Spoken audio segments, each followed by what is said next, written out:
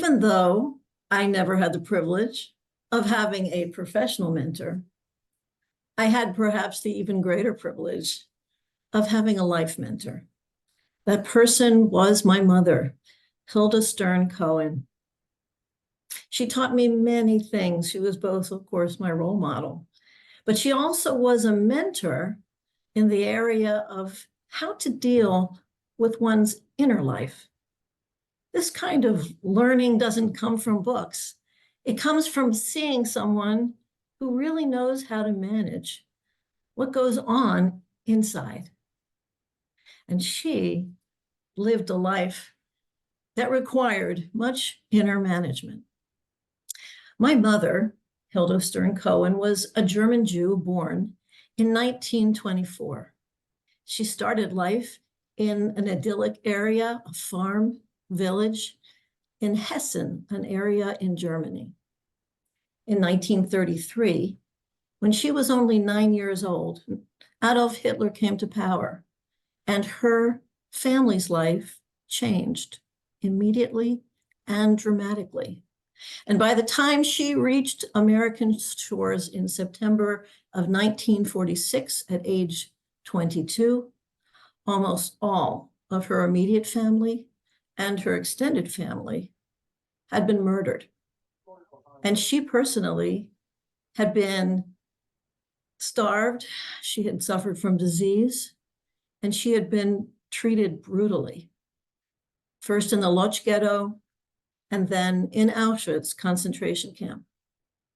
Such trauma leaves a lifelong impact. But my mother was a model of resilience, as was my father. The two of them made a decision when they got married to live a future-focused life, not to dwell on the horror of their past, but rather to raise their 3 American daughters with joy, optimism, and a sense that the future will always be better than the past. It's not that she was in denial. She spoke to us about all of her stories, good and bad. She didn't grieve in front of us. It is true that she had PTSD. I only found that out when I was an adult. To us, all of us, the 3 of us, she was fine. She seemed completely fine. A model of resilience. That wasn't the only lesson she taught me about an inner life. I asked her a lot of questions, and she answered me at the level that I could understand at whatever stage I was in. One of the questions I asked was a rather hard one. Looking back, I can't even believe I asked it. I asked her, how do you deal with your anger at the Nazis? She said, that kind of visceral rage will consume a person if you don't release it. She said, I have therefore made a conscious decision not to forgive them, but not to care about them either. I don't care what happens to them. She decided, even though she was a poet, to stop speaking German, except on occasion to my father when I wasn't supposed to find out what they were talking about. But generally speaking, they didn't speak German. In fact, none of the 3 of us learned any German, except the word Kinder, which means children, so we knew they were talking about us.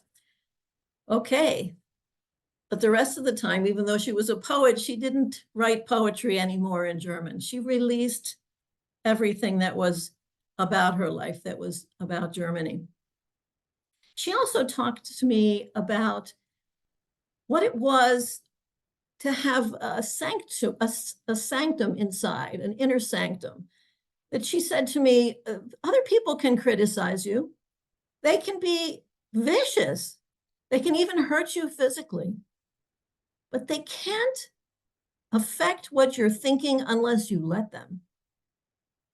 Again, an extremely important insight that came to her, but without reading any books about it. Let's put it that way. Those are things we know today, but not then.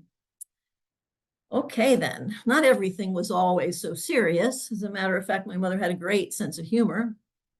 She said, you know, You don't have to take yourself so seriously. You're allowed to make mistakes like everybody else. Just laugh it off, she said. She said, be your own best friend. Be good company to yourself, either in good times or bad times.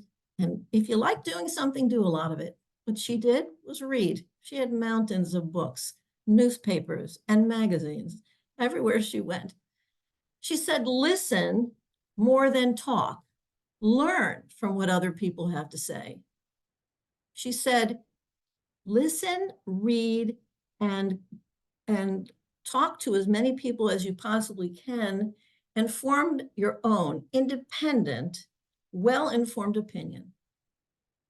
My mother also believed that it was very important to have a private relationship, personal relationship with the Almighty.